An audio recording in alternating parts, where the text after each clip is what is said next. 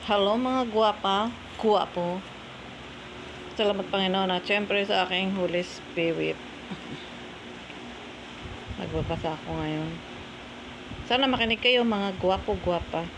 Nasaan ako? Ezekiel 33:11. Sabihin mong pinapasabi ko na akong si Yahweh, ang buhay na Diyos, ay hindi natutuwa na ang sino may mamamatay sa kanyang kasamaan, ibig kong siya'y magbagong buhay. Sabihin mo ngang magbagong buhay sila pagkat di sila dapat mamatay sa kanilang kasamaan. Hindi sila dapat mamatay sa kanilang kasamaan. Magbagong buhay na kayo, amen. Yan ang binigay sa akin ngayon. At sana magbagong buhay na tayong lahat. Paano magpapatuloy ang Panginoon kung hindi tayo magbabagong buhay? Magbagong buhay na tayo. Tuloy ka lang ha. Dito pa. Sa 33:12 naman. Tao, sabihin mo rin sa iyong mga kababayan na ang dating kabutihan ng matuwid ay hindi makapagliligtas. Ang dating kabutihan ng matuwid ay hindi makapagliligtas sa kanila kung magpakasama sila.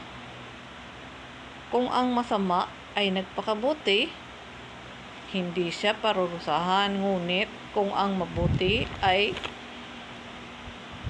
magpakasama, parurusahan siya. Amen. Diba? Parurusahan talaga siya. Sinabi ko na nga,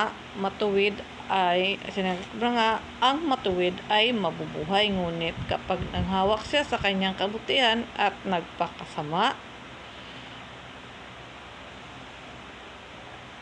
nanghawak sa kanyang kabutihan at nagpakasama.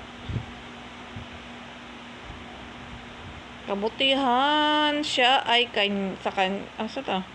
bubuhay, ngunit kapag nanghawak siya sa kanyang kabutihan at nagpakasama, mawawala ng kabuluhan ang kanyang kabutihan. Mamamatay siya sa kasamaang kanyang ginawa.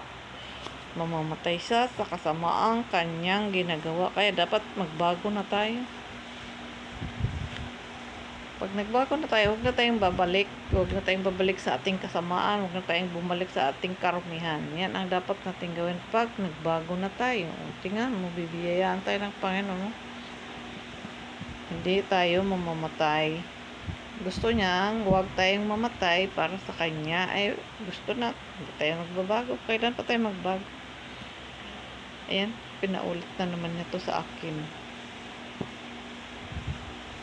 Sana lang. Pinaulit na naman ito sa akin. Kailan pa tayo magbabago? Nakikita niya talaga yung kasamaan ng mga tao. Nating mga tao, nakikita niya ang lahat ng kasamaan natin. Kaya pinapaulit-ulit ito sa akin. Paalala niya sa atin na magbago tayo. Huwag tayong mamatay sa ating mga kasamaan. Gusto niya mabuhay tayo. Yun ang nakasulat dito. Akong si Yahweh, ang buhay na Diyos, ay di natutuwa na ang sino may mamamatay sa kanyang kasamaan. Ang sino may mamamatay sa kanyang kasamaan, ibig kong siya'y magbagong buhay. Binigyan tayo ng chance ng Panginoon magbagong buhay. Kailan pa? Ngayon na, go! Ngayon na tayo magbagong buhay. Ito, pinabalik na naman ito sa atin.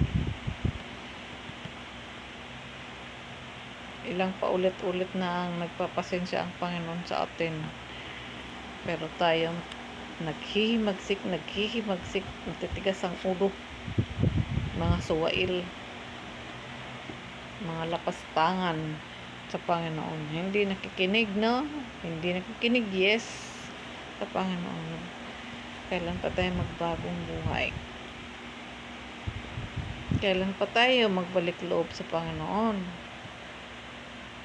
Hindi pa ba kayo napapagod? Hindi pa ba kayo nahirapan? Hindi pa kayo nahirapan sa buhay niyo gumawa ng kasamaan? Wala kayong kapayapaan. Ang magbalik sa loob ay sa Panginoon, magbalik sa Panginoon sa loob Huwag nang lumabas. Manatili ka na sa Panginoon para ang buhay mo ay may kapayapaan, may kapanatagan. Magaan ang buhay pag sa Panginoon tayong nananatili. Hindi ka na problema kasi kontento ka na sa buhay mo. Wala ka nang alalahanin pag sa Panginoon tayo. Magaan ang pamumuhay pag sa Panginoon. Hindi nyo ba yun na napapansin sa inyo kung kayo magbalik loob sa Panginoon tapos umulit na naman kayo gumawa ng kasamaan? Kailan pa?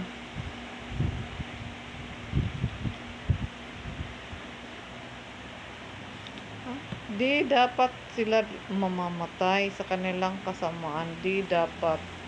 Paano na? Mamamatay kayo sa kasamaan nyo. Hindi kayo nagbabago. Kailan pa tayo magbago?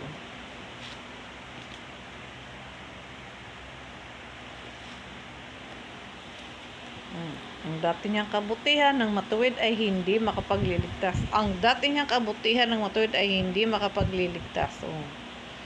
Kahit mabuti na siya, tapos nagbalik loob sa Panginoon. Balik loob siya, tapos tumalon na naman uli. Nagpakasasa na naman sa kasamaan. Gusto niya dalhin kayo sa Sheol, sa kailaliman. Nandoon na yung ibang masasama. Yung mga noon pang naparusahan, nandoon na. Isasama kayo doon. Ayaw niyo ba? Gusto niyo ba yung ganon? Sa Sheol. Nandoon yan sa Sheol. Nandito rin yan, nakasulat. Kaya sana magbago na tayo dahil binibigyan niya tayo ng babala. Mga babala para tayong lahat magbago. Ayaw niyo bang maligtas? Gusto niya maligtas tayong lahat, pero wala akong magagawa kung yan ang pinipili niyo sa buhay niyo. Maraming pagkakataon tayong binabago ng Diyos. Ayaw niyang mamatay tayo sa kasamaan. Yun lang mga nika. Magbago na tayo. Iwasan natin mga kasamaan, mga karumihan, mga bagay na hindi kaya sa Panginoon. Kasuklam-suklam na mga gawain. Iwasan na natin yung sana lang po. God bless everyone.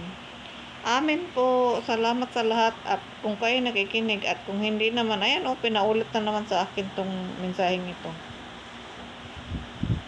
Pinaulit-ulit na naman ng Panginoon. Nagre-react na siya. Kasi sa sobra na nating suwail. Salamat ulit mga gwapo-gwapa kung kayo nakikinig. At syempre, kung kayo nakikinig at kung hindi naman, wala na akong magagawa. No, pinaulit na naman muli ng Panginoon. Kaya ulit-ulitin ko rin. Kasi nga, matitigas ang ating mga